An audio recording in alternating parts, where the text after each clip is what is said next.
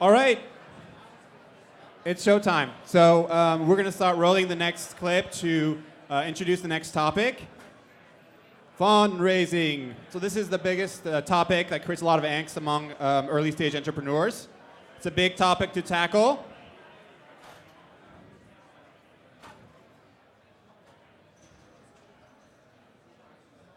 You will see in similar montages, you'll see sort of a collage of different perspectives from entrepreneurs, your peers. But also you'll start hearing from some folks, some investors that are exploring new models. And this will be a nice way for me to then give an introduction to our next speaker for the next topic, which are the new funding models. So without further ado, we'll get rolling. I knew I was going to start my own company one day, but I set myself a syllabus of things I had to learn. So I had to learn business. I was reading about startups all the time. I invested in some of my friends who started their own companies just so I can watch what happens. Fundraising for us it's a daily practice. So you get up, you fundraise, you get up, you fundraise. It's something that you think about every single day.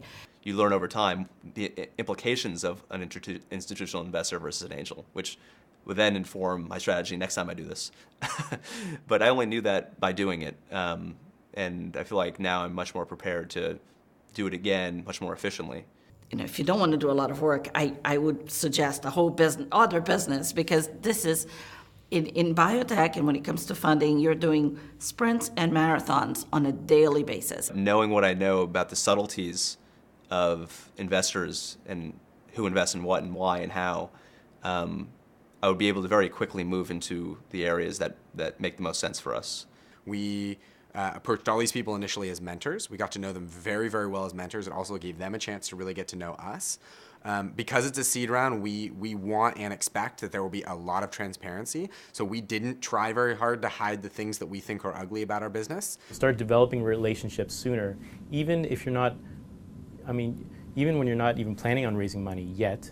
You just want to always continuously expand your network. When we try to think how the system might change and who would get interested in putting in seed funding, I think we're more excited about the big pharma and other life science companies. They are in a perfect storm. They're looking for new ways of doing things.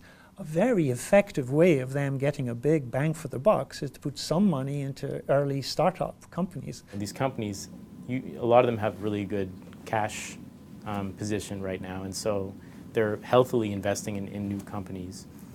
And so we've gone after those corporates, and that is helping us gain traction with the pure venture capital world too. My belief and advice would be ensure that the technology is really transformational. Incremental advances are not really very valuable to customers or investors. We surround these innovators with the help that they need, and then we also give them some funding to get them started, and then we work a lot with them as they move along their pathway to proof of concept with who they need as far as financial support. New technologies take a great deal of time in order to mature sufficiently to develop into companies. Quite often that could be 10 years or often 20 years. And so the idea of an evergreen fund is that we invest in startup companies without any fixed idea about when we have to exit those companies. In the beginning, we thought about a very traditional, let's go to the VCs, let's get the money we need, and we'll get up and running. I think in the beginning, after a while, that didn't quite make sense for us. We knew we had a customer that really needed our product, and maybe they were the ones who could partner with us. And that's actually been our first approach, is to go to the customer and actually see if would they be willing to invest in us. And then through partnering with them, could we actually create a product together that meets their needs specifically. And that's really the approach we're taking now. The direction, I think, in which traditional venture capitalists are moving is we're very happy to invest once you've shown us that you have customers. Now, that's maybe a little bit of a translation from the lean startup philosophy that's been being applied in tech these days. It doesn't perfectly translate to biotech. But the point is well taken. Instead of building it and hoping they will come, let's only build it when we know someone's already there. So one of the hard things about meeting with potential investors, especially venture capitalists, is not taking their advice. Kind of ignoring their advice and going your own path for a while. They see lots of failures, but as an entrepreneur, first-time entrepreneur especially, you're not aware of failure. So you sometimes have to listen to or not listen to advice from people who failed a lot because it doesn't necessarily apply to your situation. You've got to think that you're the only one that's going to succeed. I was talking to a young lady from a company that desperately needs funding. And I described to her our strategy. I said, you need to do it every day. Everyone in the company needs to think of this as something that's vital. No money, no science. You need to find a way to think of these programs as it has to be part of your culture. And she said, the grants that are available to us are too small. And I thought, just take all of them. Just put them all together, make a quilt, and cover yourself. It is my pleasure to introduce our next speaker. Allan May is one of the most well-respected angel investors in our community. He's also the founder of the most active and successful life science angel capital network in the Bay Area, and arguably in the country. A lot of folks actually are trying to emulate and copy his models on the East Coast, and so that's a great testament to the quality of the work he does. The reason I asked Allan to come and talk to us and share his perspective of what the landscape looks like is not only because he has a lot of experience, he's invested in many companies over the years, but he really cares about this. He really cares about this community, what is happening, and what the changes are currently occurring. So without further ado, please join me in welcoming Allan May.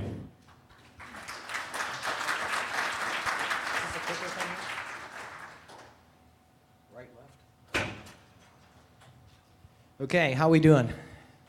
Is this the 2 o'clock, like I need a caffeine high thing, or is this, you all punched up? So let's talk about the little pesky money thing that gets in the way here. So first, thanks Lisa and QB3. Our industry is in real trouble. More precisely, innovation and entrepreneurship in our industry is in real trouble. And this sort of thing is sorely needed. And the focus on business model just could not be more pertinent or more important for ourselves. So just thanks to them for realizing that. I'm going to apologize in advance for the density of these slides. I put way more stuff in here than we're going to talk about, but I want them to give you the slides. You can take them back, and if that's of any value to you, then that's terrific. And the one thing I think you'll get as a takeaway from this is we don't have the answers. In fact, you are the ones who are going to have the answers to the problem here. So what I want to do is just provoke your thinking a little bit, hopefully be a little bit controversial, and see if we can find some ways through the forest. First, who in the audience are investors? Okay, so those of you who are entrepreneurs, you should swarm them like angry ants. So that's just so I say one helpful thing at least. All right, so we're going to talk a little bit about where we are and why we're here. I'm not going to spend a whole lot of time on the doom talk that I normally give. So, but I do want you to understand precisely where we are and what's going on. So, our world collapsed after 2008. What happened in 2008 was not only the collapse of the U.S. financial markets, but when the U.S. financial markets collapsed, because everything is based on mathematical formulas tied to asset class allocations, and since venture capital is a part of the equity asset class, all of a sudden the big equity players and LPs, limited investors, found themselves overweighted in public stock. That meant they had to dramatically reduce their investment in equity, ergo venture capital. At that same time, somebody bothered to look around and say, hey, you know what? These guys haven't made any money in 20 years. What the hell's up with that? Kaufman just put out a report, boy, if you haven't read it, everybody should read it, that actually takes LPs to account and says, where were you guys for 20 years when you were giving them all of our pension fund money, and 9 out of 10 of them couldn't beat the public index returns, right? It was a thing that totally didn't work. So in any event, it's had a big impact. So what does that look like graphically? It looks like that. Fundraising has essentially dropped somewhere like 2/3 in United States venture capital. What does that mean?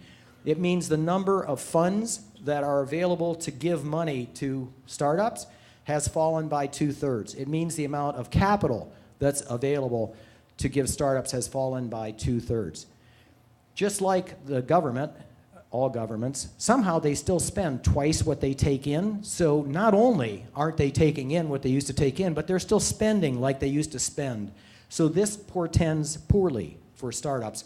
The two implications of that are that VC firms increasingly spend their money propping up companies they've already invested in their own portfolio, and they have increasingly shied away from early stage investment. What does that look like in biotech and medtech? In biotech and medtech, it is pretty dire. Of all of the sectors that are under siege, probably clean tech would be the only one even close in terms of drop in capital and drop in number of startups as biotech and medtech. The number of startups, seed and first round investments, is now under 100 in the United States. This is just unparalleled in history. I noticed on Halle's slides, Halle Tecco on her website lists 71 companies that have been funded so far this year in healthcare IT. That, I think, is more companies, seed companies, than have been funded in all of medical device this year. So there are some really dramatic things going on out there in our world. So 2011, 2012, exactly where are we? The money now is down to $1.5 billion. There used to be $4.5 billion invested a year in healthcare.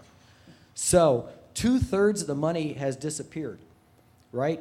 So there's not enough money to fund what they've already invested in. Then here comes this wave of entrepreneurship. We have never in the history of the country, I think, turned out more entrepreneurs in medtech, biotech, diagnostics, healthcare IT, and done a better job of it, right at the same time that venture capital is really drying up. I'm not going to get into sector specifics. You've got some divisional breakouts coming out after that, and those panels can stretch on that. But we're down to Series A financings, according to the published data. We're down to 11 deals in the first quarter of this year.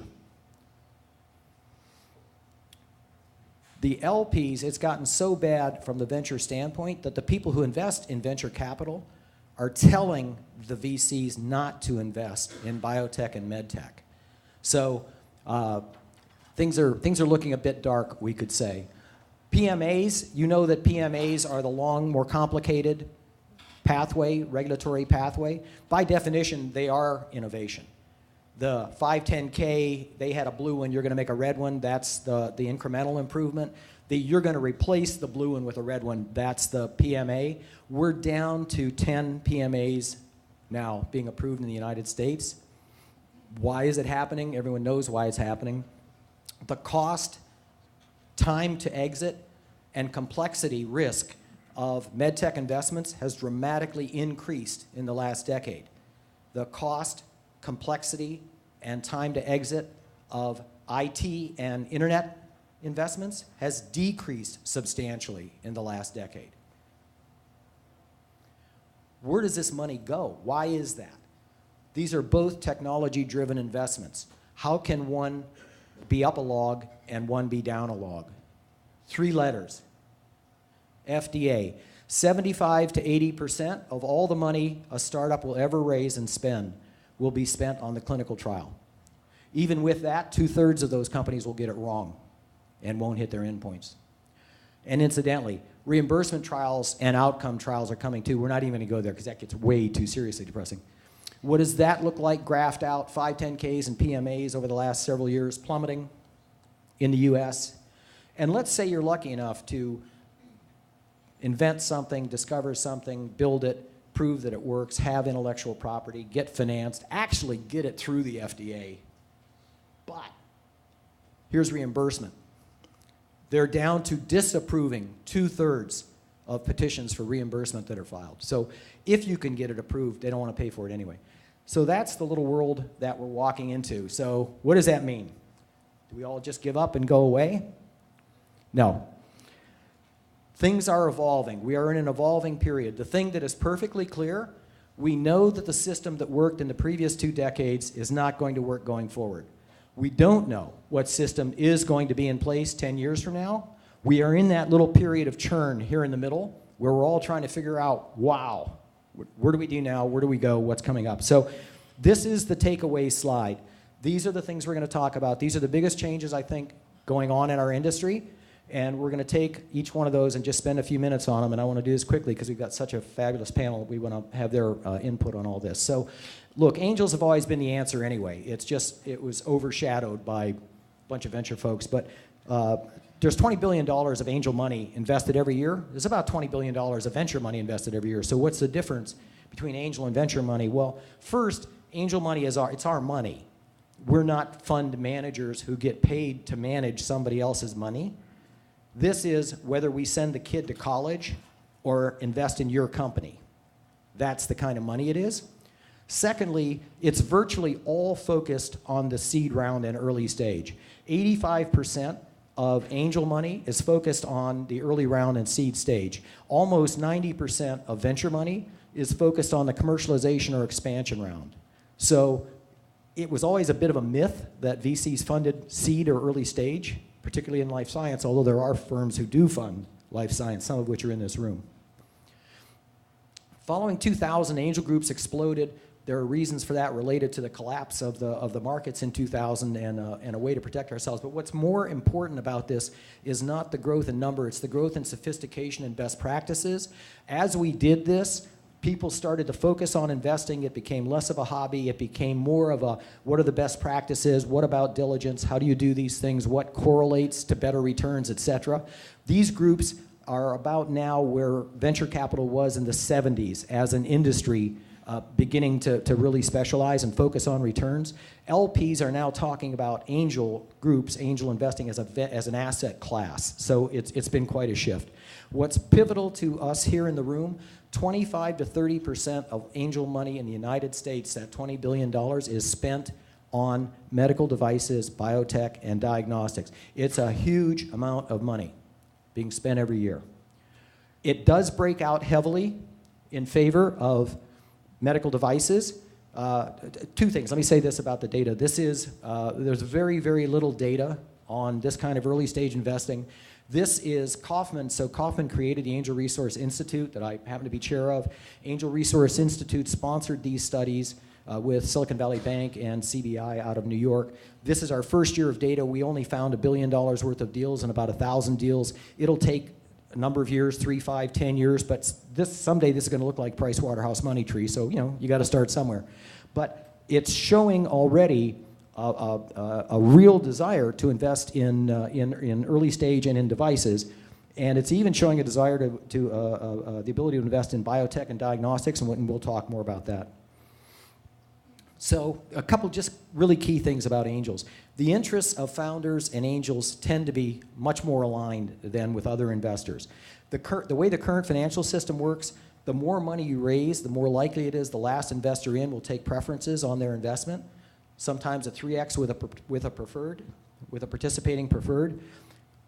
You can look that up, but it's a bad thing. And what it means is amount of money that the firm gets on exit doesn't mean founder did well. In fact, one can argue that the more money these startups raise, the more poorly a founder does. Founders and angels are in the same place vis-a-vis dilution. The more money you raise, the worse you do as founders, the worse we do as angel investors. We were in a company where we were Life Science Angels was in a company where we were the first deal in, first money in, $1 million. That company went public last year, and we got back 20 cents on the dollar. Why? It had raised $300 million.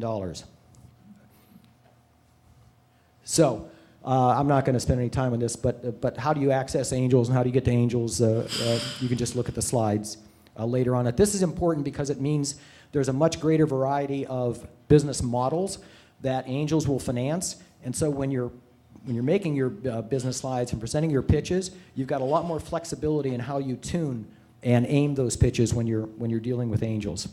This is the second big change going on. Syndication has now become the norm. 2 or 3 years ago, groups tended to work in isolation, like venture capitalists did originally. Now already 2/3 of all deals are syndicated. Those syndications are being explored in every possible combination. Multiple angel groups are now completely routine. High net worth individual, micro VCs, and angel groups are exploring together. Biomedica just raised $12 million. We have a Russian VC fund. We have a German high net worth individual. We have 2 micro US VC funds and a series of angel groups in that deal. Smart Cells in Boston raised $10 million, all angel money, high net worth individuals, no VCs. This is really exciting. Family offices and foundations are beginning to show up in our field. This is really, really, really exciting. These people have the money to help us to an exit. They don't have the skill set in helping early stage investments, so they need to co-invest or direct invest alongside people who can add value at the early stage and help these young biotech and medtech companies overcome their initial problems. Guess who does that really well? Angel groups with cashed out entrepreneurs from medtech and biotech. So this is a really exciting trend. Patient advocacy funds are showing up more and more in these syndicates. And the med device strategics have now discovered what the pharma strategics discovered. This isn't about taking on risk and financial returns. This is about protecting their pipeline. If they want PMAs to be started today so that they can invest in them 3 or 4 or 5 years from now, they have to participate with us now in the initial rounds of funding of those PMAs, or we won't fund them, and they won't have a pipeline. So this is a big change coming up.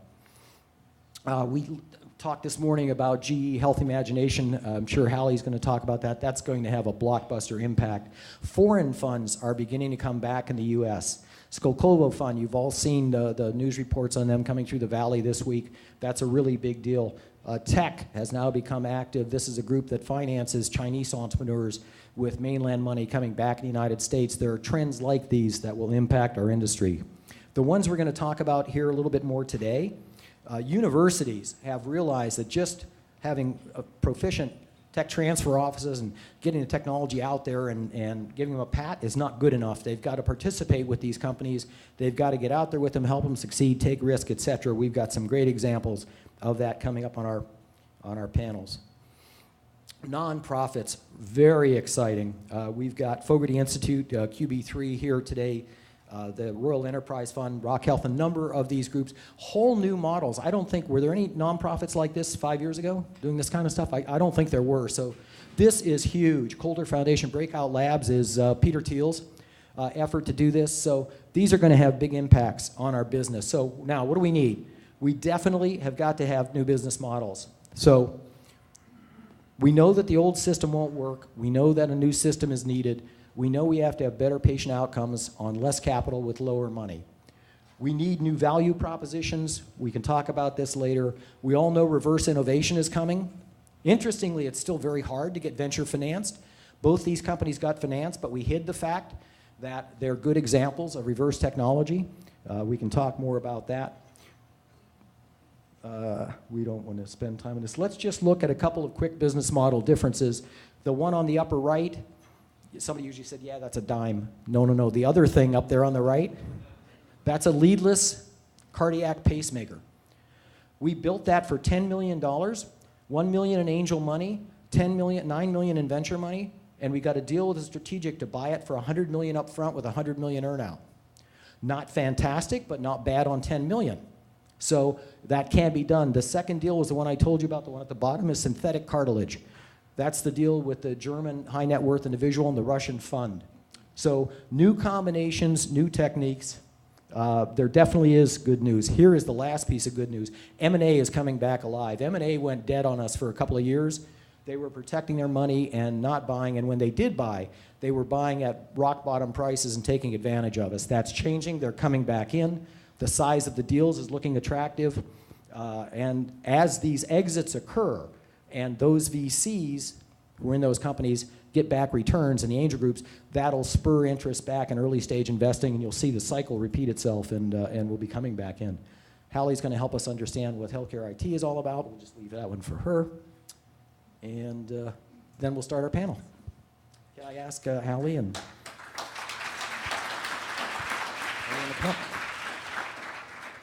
these are 4 examples of things that I don't think existed 3 or 4 years ago, or if they did, they surely didn't exist with the structure, organization, and execution capabilities that exist today. So maybe, Reg, if you'll start us off, Mission Bay Capital, QB3, that's got to be one of the most successful public-private partnerships in the country. Could you describe a little bit what you're doing?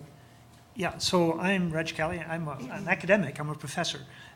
I've been a scientist most of my life, and I'm trying to approach the problem that we're facing here as a scientist. I don't know the answers. I'll do experiments and see what works, right?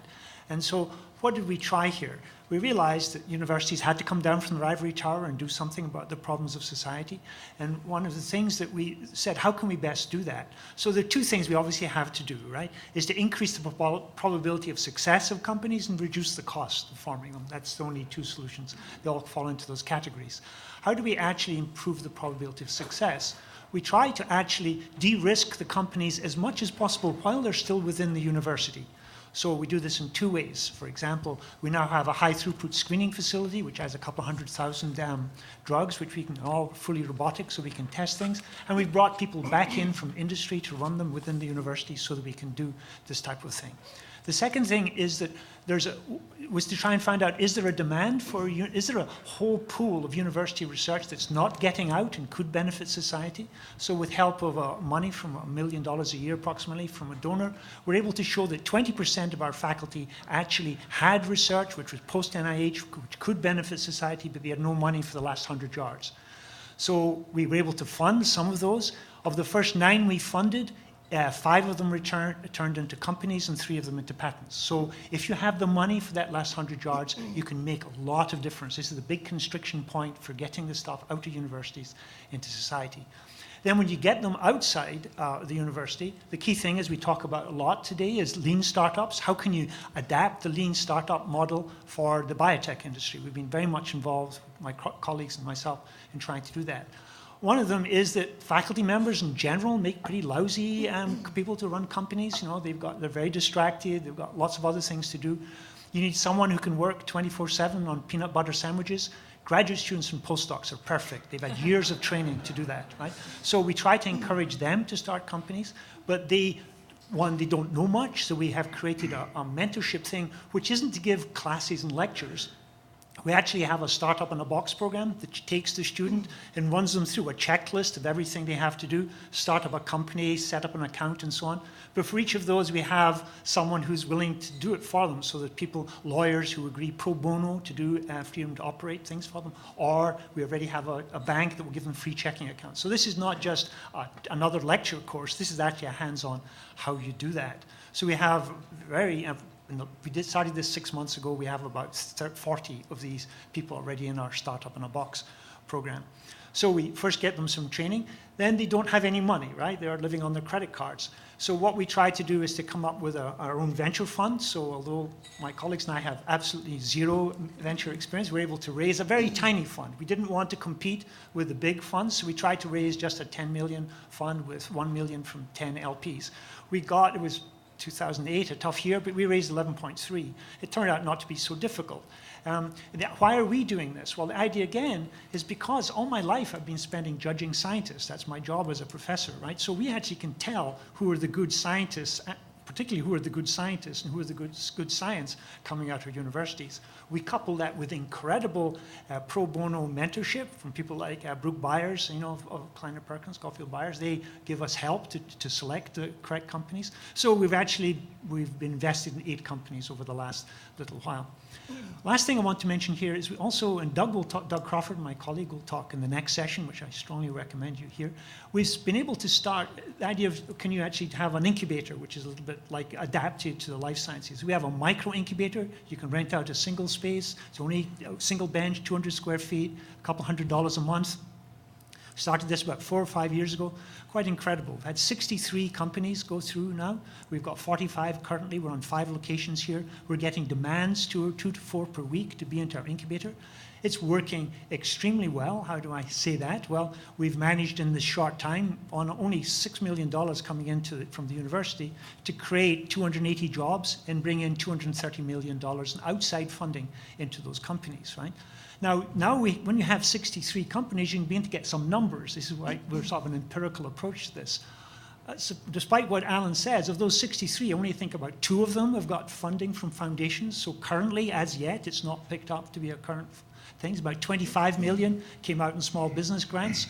still the bulk of the money is coming in from angel and venture investors. So we're still able to bring, in a few years, a couple $100 million in to start companies. So I think this new system of coupling innovation centers and incubators with universities and getting a very strong partnership can really work quite well. Super, super. Thanks, Rich. Halle, Rock Health has erupted onto the scene and probably had more impact in healthcare IT than any other single organization. Tell us a little bit about what Rock Health does and how you do it. Sure. Yeah, Rock Health is a nonprofit, and we really bucket ourselves into 3 activities. The biggest is the Incubator, but we also have tons of research and media that we open source for entrepreneurs in the space, just like Kauffman, and with the support of Kauffman, as well as events to bring people together. So everything that we do is really all around supporting entrepreneurs who want to be educated about the opportunities in digital health. In terms of our Incubator, we've been live for a year, so we've been working on it for 2 years. We started our first class a year ago, and we've had over 800 startups apply, and we've had over 26 startups graduate. Our last batch graduated last week, and then we have 7 startups in the program right now. And it's a very structured, it's similar to grad school. It's an incubator, so it's in-house. It's really a required piece of the program is that you're actually there because you're giving to the other startups around you by just sharing knowledge and sharing stories. And we have, actually similar to QB3, we bring in really great mentors and operational partners, the legal stuff, to really help startups get off the ground more quickly and increase their probability of success and lower the cost of starting a company. So we recently, we're still too young to fail, fortunately. So the numbers look really good right now. We've had over $11 million raised from our startups. The majority of that is angel money. Because our incubator is still very young, the startups are still very early, the most a team has raised is $2.5 million, and that was from angels. And we've had 2 startups acquired or merged, which was pretty neat. And things are going quite well. Our current class is actually in conjunction with Harvard Medical School. It should be here at UCSF, but Harvard moved faster. And we actually sent 7 teams to work at the hospital for the entire summer, working on their businesses. So this is a neat way that we're working with the providers in addition to our other partners. It's an experiment for us, but we think it's a model moving forward that the startups will get a lot of value, not just being with themselves in our geeky office, but actually being within the system. I forgot to ask, and so I'll ask both of you and then all of you. So, Reg, you do give small amounts of funding to these companies. Do you take equity? Yes, we take equity. Yeah, usually we try to give about $500,000 to a company, so it's very small. But we can often get syndicates because other people, especially companies who are looking for strategic investments, they sort of realize we're doing due diligence for them. So we actually have a lot of interest for syndicates. Do you price the round? We haven't done that yet. Halle, how about you? I like that you said $500,000 was small because we give $20,000 for the startups, and we don't take any equity. It's a non-dilutive grant. Andrew, you've certainly got the most prestigious effort up there. I didn't know, as I learned yesterday, that the Royal Society is a worldwide society and not just a UK thing. But can you tell us a little bit about what you're doing and how you do it? Okay, so I'm Andrew Mackintosh, and I normally wear a tie because I come from east of the East Coast. But I took it off. I'm trying to be culturally sensitive here. But I sort of feel a bit, anyway. So I work with an outfit called the Royal Society, which is the UK Academy of Science. It was founded in 1660. It is predominantly UK, but it is international. 30% of the fellows that it elects each year are overseas. There are 40 fellows at the Royal Society in California, for example. And the Royal Society is an outfit that supports excellence in science across the board, so publishing, policy, conferences, grants, a whole range of activities. And unlike, the nearest thing here is the US National Academy of Science, but unlike the NAS, the Royal Society is determinedly independent and objective and separate from government in a way I think that the NAS is not. That gives us an interesting place from which to generate a seed fund, and I joined the society 4 years ago to set up a seed fund, and it's an interesting model because it's based on the input to the seed fund is donations. So we go out and we raise money philanthropically. We're a charity, and we raise money as a charity because there are people out there who want to see the Royal Society use its unique reputation and position in the world of science to influence the scientific community, and that's why they're giving us money. We then create a seed fund. We invest in startup companies which have technology as the basis for the competitive advantage, so life sciences, but across the board as well. But unlike what you might think with a charity, we are there to make money. So we have a commercial view on the investments that we make. And the idea is to create an evergreen fund where we invest the money, we get returns, we put them back into the fund. So we continue to raise philanthropic funds and we invest. And that gives us a rather interesting position from which to support startup companies. So a bit like Reg's fund, we're about the same size. We've raised $12 million, and we've invested in 5 companies. And like you, we're too young to have failed yet, so it all looks very good. And the deal flow through the 1,400 fellows of the Royal Society and the networks around the world is very strong. The due diligence that we can do on a startup company using the elite scientists around the world is unique. And then the attachment of the brand of the Royal Society to a startup that doesn't have its own brand, that is trying to develop its own identity, gives that company real leverage when it's going to raise other funds. So there are a number of interesting things coming out of applying an elite brand to the area of early stage investing, and we're still exploring how those opportunities can play out. Super, thanks, Andrew. Mike, Dr. Fogarty is probably the most well-known inventor physician in the United States, a recipient of the Lemelson Award from MIT along with Edison and Einstein, and famous for his prowess in medical devices. What is the Fogarty Institute for Innovation doing, and tell us how you operate? Yeah. As you mentioned, Allan, the Fogarty Institute really started as the brainchild of Dr. Fogarty, of course. He realized that it's very tough to innovate around here, as people know. It's tough to take those innovations forward and deliver them to the patient, particularly perhaps in the medical device area where Dr. Fogarty is from. To support that, he decided to establish an institute where we surround that innovator with all sorts of resources they can use to develop their innovation and deliver it to patients. The manner in which the types of resources we surround the innovator with include mentoring, as has been mentioned before, mentoring by world-class entrepreneurs, CEOs, industry, physicians, certainly, financing experts of various types that we draw upon, again, pro bono from our fairly vast network, thanks to Dr. Fogarty, throughout Silicon Valley.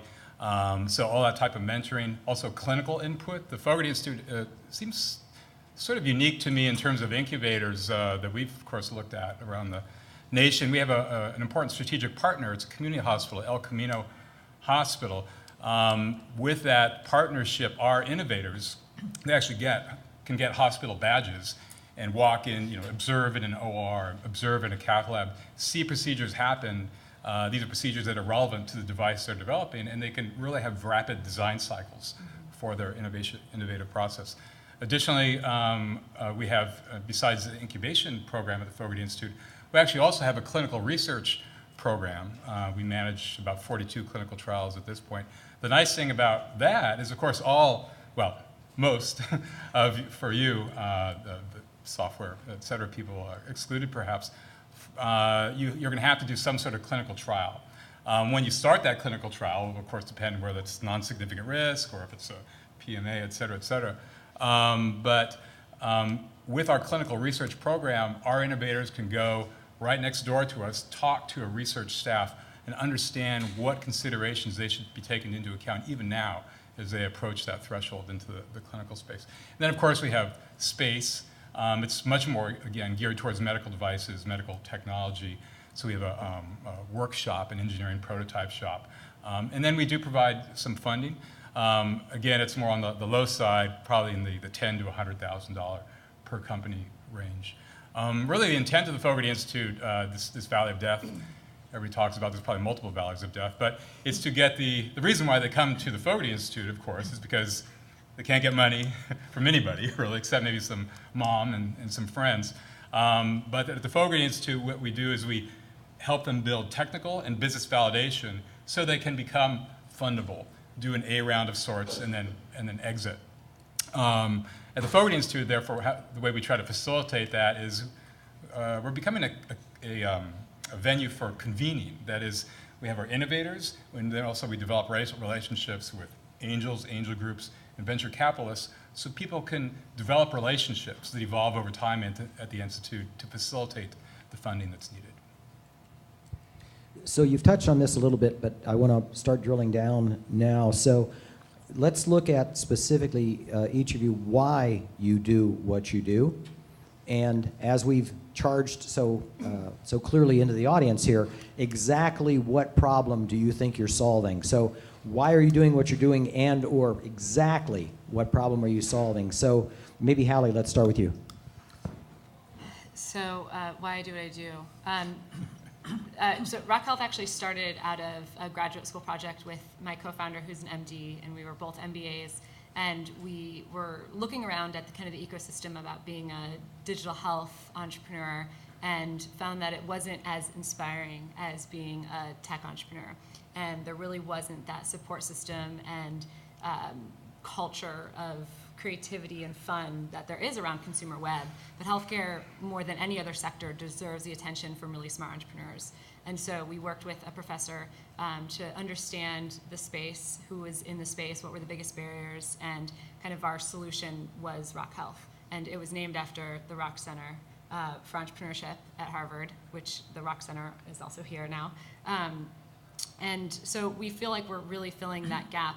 And one of the important things that we recognized in our research was that there's this, what we call a doc-dev divide. So there are two very siloed worlds. Developers tend to hang out with developers. Doctors tend to not have time to do anything outside of being a doctor. And there are a lot of ideas, and doctors are fantastic at identifying problems within the system, and developers are fantastic at building things quickly, and we really needed a place to bring these two groups together. And so we work really closely with providers.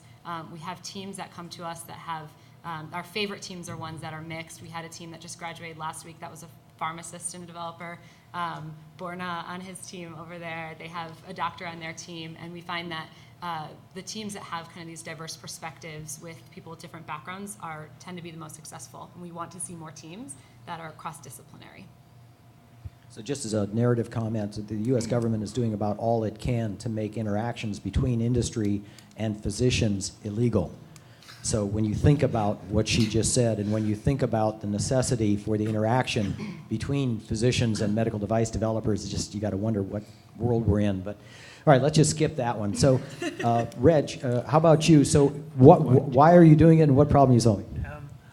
I'm doing this because I firmly believe that universities are excellent ways to solve wicked problems. I also, and they're underutilized. I feel that the current healthcare problems, particularly in the pharmaceutical industry, is such a wicked problem, and we should be engaging the universities, particularly in solving it. And it's not something we can step aside from. My wife has Alzheimer's. She was a brilliant scientist. I watched this disease progressing. We need to solve this problem, and we just can't sit and worry about the money and the finances. We've got to solve and get the pharmaceutical industry working. People estimate Alzheimer's will cost the U.S. $800 billion a year 10 years from now. So it would sure make a hell of a lot of financial sense to solve that problem for a number of different reasons. Andrew, how about you? Okay, I think there are two answers to the question of why we're doing this. The first is a sort of corporate answer. The Royal Society, as a unique and elite institution of 1,400 of the world's best scientists, has an obligation to see how it can use its position to help the Valley of Death. And the two charitable objectives are, one, contributing to a culture change in the academic community so that a bit like Reg has been describing, more academics more of the time think more positively about more commercial activity, that they don't all have to do it all the time, but there has to be a change in the center of mass of that activity. And the second is, because we have a unique brand, our activity, relatively small investment activity, can leverage other people into this area. And in fact, particularly the angel community has responded really positively to our presence because they have money and they have on-the-ground activity, on-the-ground experience. We bring the brand and the reputation. That's the corporate answer. I mean, the personal answer, why am I doing this, is my background is running technology companies, and I've run a substantial publicly listed technology company and also a privately a venture capital-backed company. I'm the only person I've met who's run spin-out companies from both Oxford and Cambridge University. And I'm pretty safe saying that here because I doubt there are any, I doubt there's competition here. And I had I have to say that the complexity of running a public company is as nothing compared with the complexity of running a VC-backed company. It is such an inefficient way of growing a business, and I found that was a very dispiriting experience. I'm sorry to sort of be negative. I was told not to be negative. I think there is so much opportunity to do this even better, and the Royal Society gave me a chance to try out some new things, and that's what we're doing. Super. Mike, how about the Fogarty Institute? Yeah, the Fogarty Institute, and again, it starts with Dr. Fogarty. Throughout his career, and he had a long career as a VC, as a founder of companies, it's always been driven by patient benefit. You look at our website, and it says it's about patients, not patents, for example. Again, that's very, very difficult, especially in this economic time. You see, maybe led by the sort of dysfunction in the regulatory environment around here. You see sort of a creep of innovation going overseas. And so anything to keep that innovation happening, especially here, capturing the wealth of great ideas that's here, that's why the Fogarty Institute was founded. We have some, in terms of our model, I've heard some of the innovators say, wow, this place is great, because typically, if you're out on an island trying to start a company, say in the medical device space, maybe you have one position, you have some engineers. So you have a few engineers, and maybe you'll bring in some physician expert once a month. So it's engineers, it's a bunch of engineers and maybe one or two physicians. We reverse that paradigm, where we have a small team of engineers, and we bring together a large number of physicians, again, from our contacts and from El Camino Hospital, and so to really propel things forward. When I think when we talk about nonprofits being involved in the innovation support, this is really a special business sector, of course. Life sciences, that word life. If this was some other business sector where the model just wasn't working, where arguably the numbers that Allan showed doesn't really look like it's working in some ways, people could just run away from it. But because of that moralistic aspect of our business sector, I think that's why you see, one reason perhaps, you see nonprofits jumping into it. Well, in a seventh of our economy, we spend twice as much as every other major country in the world. We don't have any discernible health benefits from spending twice as much as any other country. We don't live longer. We don't live healthier. The system could hardly be more broken at every level. So, all right, let's start with the hard questions now. We've been doing softball kind of stuff here, so you guys need to help too. So let's get some questions from the audience, and let's start with tough ones. So, incubators and a lot of these efforts have often been called dog pounds, not really accelerators. It's the weak and the sick who can't get funded elsewhere, and they find a home and they stay there and they never leave. So how do you prevent that from happening in your organization, or disagree with that premise if you choose? No, I think you're absolutely correct. Before we got into this, we did a survey of incubators around the country, and many of them are geriatric wards, right? Just as you said. And the trouble was, why is that happening? One is that there's the same with venture. Often when someone started, you don't want to kick them out because they were almost going to get it. So we have a very strict amount of time people can stay with us, and that helps to get them out. So you use a timeline factor. Halle, how about you? Yeah, we also have a pretty structured 5-month program. So at the end of the 5 months, you're expected to be on your own and move to the next level of business. We do love dogs, though. We have a dog in our office.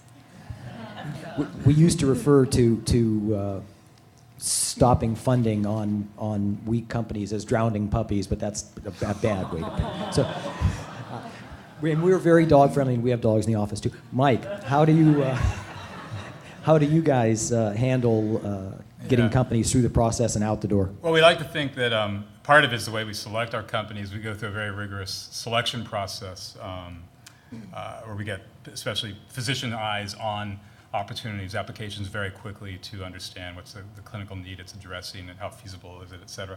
Beyond that, though, we bring them in, and one of the first things we do, probably is put together a project plan with milestones. And as part of their arrangement at the Institute, they need to meet those milestones, or convince the board of directors at the Institute that they had to change their milestones for whatever reasons, which of course we understand. So we're definitely in the camp of, the Fogarty Institute is relatively young. We probably really came out of the gates a year or so ago. Right now we have 9 companies actually percolating at the Institute. It's not a huge number. So since we're sort of bandwidth constrained, we really have to follow the practice of fail fast. If it's not going to work out, hey, it's cool, and we'll part ways if you're not hitting milestones. Can I add one point? The other thing that we don't do is we don't do subsidies. That was another thing that you saw failed. So everyone who's in our incubators are paying full market rent, which is quite expensive around here at Mission Bay. So that was one thing. As long as people have to work hard to raise the rent, and if they can pay the rent, they can stay. Sorry, Andrew, I know your effort is kind of new, but so you haven't had the companies in there that long. But what are you doing in regards to the question of failing fast, and how do you encourage that in your group? Well, we don't have incubators. I guess 2 reasons. One is the Royal Society is not set up to do that, in the sense that it's investing nationally and will be investing internationally, and so having a sort of geographically confined incubator isn't the best way to do it. I mean, the other reason for not having an incubator is we're 5 minutes walk from Buckingham Palace, and the rents are absolutely crazy. So that is the last place in the world. Don't they have any spare rooms over there? Not a lot of spare room, I can tell you. So we work very closely with the incubators around the country. Typically, so far, we've been investing in spin-outs from universities, from academic institutions, and many of those institutions will have, similar to Reg's outfit, but less developed perhaps, but they'll have incubators locally. They'll have entrepreneurs locally, and we plug into that. We're not big enough to solve those problems ourselves, but we complement what's on the ground there, and we bring the brand and we bring the technical connections. Do we have a question, Dominic? Yeah, we'll do one question. Anyone raise your hand?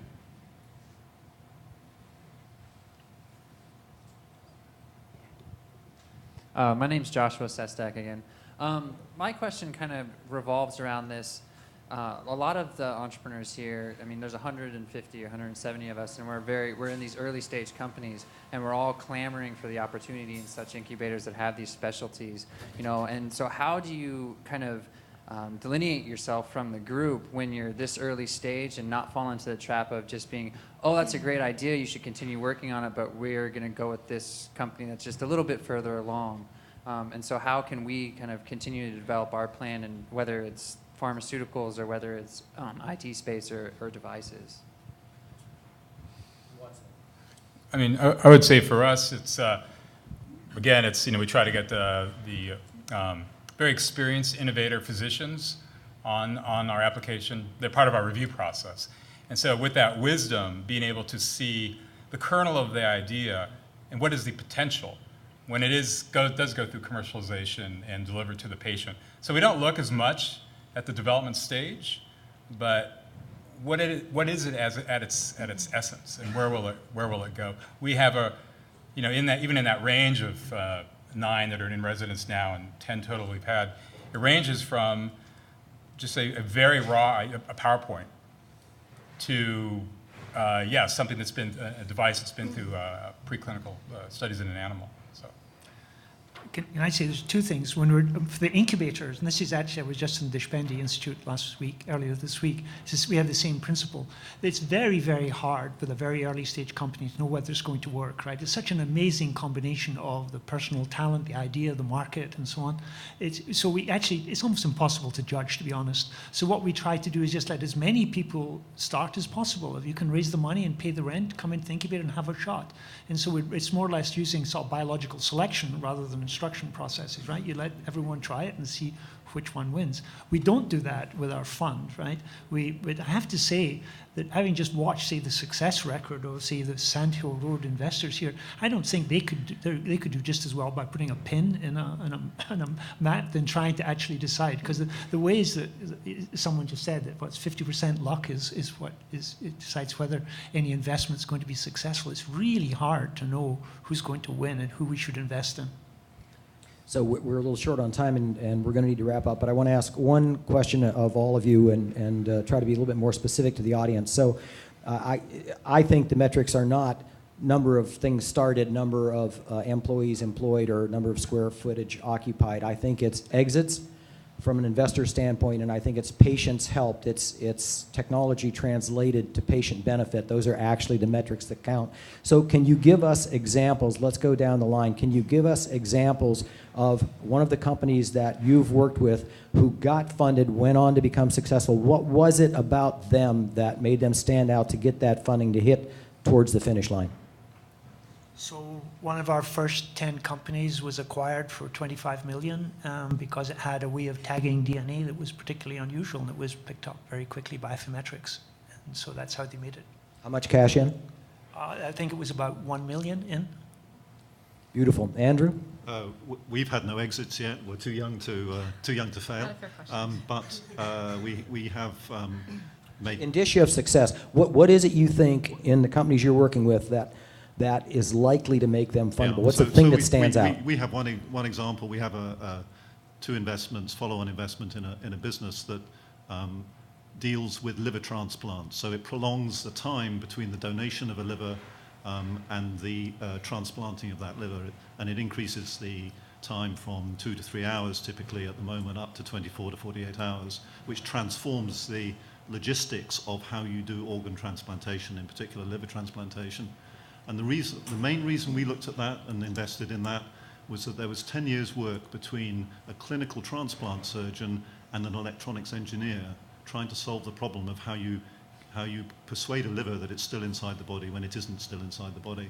And that combination of an electronics engineer and a transplant surgeon was a very powerful trigger for us, because that's unusual. Interesting things can happen from that. That's a lot of people forget, but there's gobs of non-dilutive capital out there. So Smart Cells, that one we talk about in Boston, 10 million in, 400 million out. There was also 10 million in non-dilutive money in there. So going in after somebody's already spent 10 million and you've got that visibility, it's kind of a big advantage. Hallie? Yeah, I mean, unfortunately, the best metric at our early stage is follow-on funding. If angels, really smart angels and VCs are investing in our companies, then we know that they've done the due diligence and are putting a bet into a company that they think has huge outcomes, both financially and from a public health standpoint. I'm not going to name any specific companies because I love all of my children equally, but if you go to rockhealth.com/portfolio, also a bunch of our startups are here, CellScope, SenStore, Agile Diagnosis. You can talk to them and see how wonderful they are. And Mike. Yeah, I guess an example of a company that's graduated and had an impact is easy because we have one. That would be HeartFlow. Some of you may know it's down in Redwood Shores. They have a technology to use 64-slice CT data, so imaging data, to understand where in an arterial tree you have an occlusion. What this is going to do is going to eliminate approximately 1 million unnecessary cardio catheterizations in the United States and save up to about estimates around $13 billion. So that the indication that could have been a winner when we started with them was it's the obviously disruptive nature of what they're going to do. At this point, they've raised in excess of $100 million and have an excess of 80 employees. So they're doing okay. Thanks to all of you. Thanks for listening to us.